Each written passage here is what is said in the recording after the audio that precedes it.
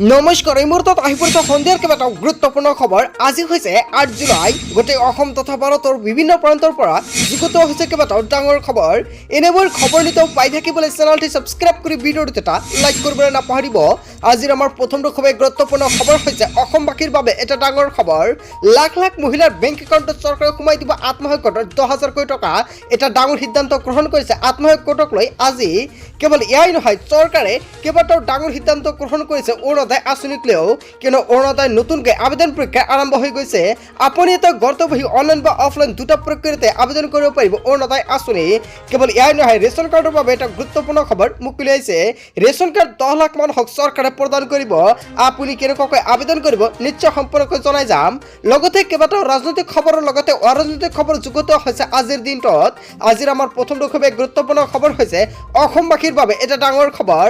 ৫ বছৰ চৰকাৰখন শান্তিত চলিবলৈ দিব নাই নীতিশ আৰু নাইডুৱে। এটা ডাঙৰ পন্থা হাতত লৈছে নাইডুৱে। কিং মেকাৰ হোৱাৰ সুযোগ লৈ ১ লাখ কোটিৰ অধিক দাবী কৰিছে নাইডুৱে। হয়, আপুনি ঠিকেই শুনিছে, নীতিশ আৰু নাইডুৱে এটা ডাঙৰ পন্থা হাতত লৈছে। বিজেপি পৰিছে এতিয়া হলঠেকত। বিজেপি চৰকাৰ ভংগ হ'ব নেকি? ৫ বছৰ চৰকাৰখন শান্তিত চলাবলৈ দিব নাই নীতিশ আৰু নাইডুৱে। ইয়াক লৈ ৰাজ্যজুৰি এটা ডাঙৰ চৰ্চা লাভ কৰিছে। কিং মেকাৰ হোৱাৰ সুযোগ লৈ ১ লাখ কোটিৰো অধিক দাবী কৰিছে নীতিশ আৰু নাইডুৱে। বাজেট দাখিলৰ পূৰ্বে NDA চৰকাৰৰ পৰা ১ লাখ কোটিৰো অধিক দাবী নীতিশ নাইডুৰ। হলঠেকত পৰিছে এতিয়া বিজেপি চৰকাৰ। দাবী নামানিলে বিপদ আছে বিজেপিৰ। ভাঙি যাব পাৰে NDA চৰকাৰখন।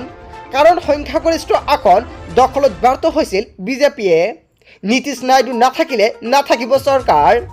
বিহাৰ অন্ধ্ৰপ্ৰদেশৰ বাবে নীতিশ নাইডুৱে বিচাৰিলে ১ লাখ কোটিৰো অধিক টকা। নীতিশ নাইডুৰ দাবী নামানিলেই মতানৈক্য হ'ব পাৰে বিজেপিৰ সৈতে। ২০২৪ বাজেটৰ পূৰ্বে আৰম্ভ নীতিশ নাইডুৰ ৰাজনৈতিক খেল। কিং মেকাৰ হোৱাৰ বাল সুযোগ উঠাইছে নীতিশ নাইডুৱে। অন্ধ্ৰপ্ৰদেশ উন্নয়নৰ বাবে চন্দ্ৰবাবু নাইডুৱে বিচাৰিছে ১ লাখ কোটিৰো অধিক ধন। ইফালে বিহাৰৰ বাবে ৯টা নতুন বিমানবন্দৰ দাবী কৰিছে নীতিশ কুমাৰে। হয়, আপুনি ঠিকেই শুনিছে, নীতিশ আৰু নাইডুৱে কেইবাটাও গুৰুত্বপূৰ্ণ পন্থা হাতত লৈছে।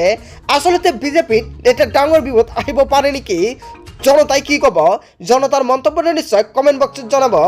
তাৰপিছত অসমবাসী ৰাইজক জনাইছোঁ আমাৰ ২ নম্বৰটো খুবেই গুৰুত্বপূৰ্ণ খবৰ, লগতে এটা ডাঙৰ খবৰ। চৰকাৰী ঘৰ লাভ নকৰালৈ এটা ভাল খবৰ। যদি আপুনি চৰকাৰী ঘৰ পোৱা নাই তেন্তে আপোনাৰ বাবে এটা গুৰুত্বপূৰ্ণ খবৰ। চৰকাৰী ঘৰ লাভ নকৰা সকলে এটা ভাল খবৰ আহি পৰিছে। আপুনি এতিয়াই লাভ কৰা নাই যদি চৰকাৰী ঘৰ, আপুনি লাভ কৰিব নতুন চৰকাৰী ঘৰ। চৰকাৰে এটা গুৰুত্বপূৰ্ণ সিদ্ধান্ত গ্ৰহণ কৰিছে। আপুনি কেনেকৈ লাভ কৰিব চৰকাৰী ঘৰ? আপুনি এতিয়াও লাভ কৰা নাই নেকি চৰকাৰী ঘৰ? যদি আপুনি এতিয়াও চৰকাৰী ঘৰ লাভ কৰা নিশ্চয় কমেণ্ট বক্সত জনাব। চৰকাৰী ঘৰ লাভ নকৰা সকলৰ বাবে এটা ভাল খবৰ আহি পৰিছে। দেশৰ কোটি কোটি লোকে লাভ কৰিব বিনামূলীয়া ঘৰ আৰু ঘৰৰ লগতে লাভ কৰিব চৰকাৰী শৌচালয়।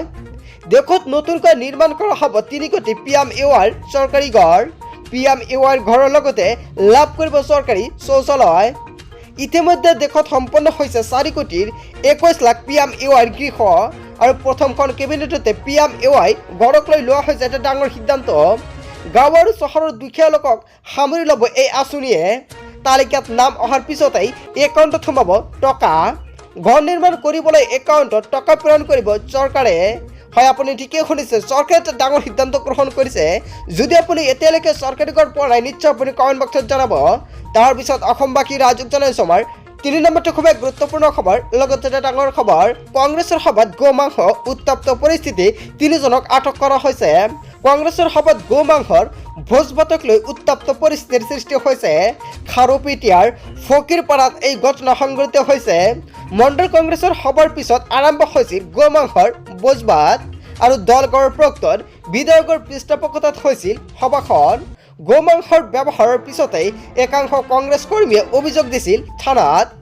পঞ্চায়তৰ কাৰ্যালয়ত আৰক্ষী উপস্থিত হৈ তদন্ত খাতিৰত ৩জনক আটক কৰে। অভিযোগ অনুসৰি আৰক্ষীয়ে আৰম্ভ কৰিছে তদন্ত। গো মাংসৰে ভোজ ভাত খোৱাক লৈ ব্যাপক প্ৰতিক্ৰিয়া সৃষ্টি হৈছে দৰঙত। তাৰপিছত অসমবাসী ৰাইজক জনাইছোঁ আমাৰ ৪ নম্বৰটো খুবেই গুৰুত্বপূৰ্ণ খবৰ, লগতে এটা ডাঙৰ খবৰ। গৃহ বিভাগত ব্যাপক ৰদবদল। অসম চৰকাৰৰ গৃহ বিভাগত ব্যাপক ৰদবদল হৈছে। লখিমপুৰৰ SP অৰ্পণা নটৰাজনৰ বিশেষ অভিযানকাৰী দলৰ অধীক্ষকৰ দায়িত্ব। এপিএছ মিহিৰজিৎ গায়নক লখিমপুৰৰ এছপি হিচাপে বদলি কৰা হৈছে। বৰপেটাৰ এছপি পংকজ যাদৱক দুৰ্নীতি নিবাৰক শাখাৰ এছপি ৰূপে বদলি কৰা হৈছে। পাণ্ডু ৰেলৱে পুলিচৰ অধীক্ষক অক্ষত গাৰ্গক চিৰাঙৰ এছপি হিচাপে বদলি কৰা হৈছে। চিৰাঙৰ এছপি প্ৰাণজ্যোতি বৰাক ৰেলৱে পুলিচৰ অধীক্ষকক নিযুক্তি দিয়া হৈছে। কেৱল ইয়াই নহয়, এপিএছ সুশান্ত বিশ্ব শৰ্মাক বৰপেটাৰ এছপি হিচাপে দায়িত্ব দিয়া হৈছে। নলবাৰীৰ দৌলুহালাস্থিত 14th APBN কমাণ্ডৰ দায়িত্বত আছিল সুশান্ত বিশ্ব শৰ্মাই।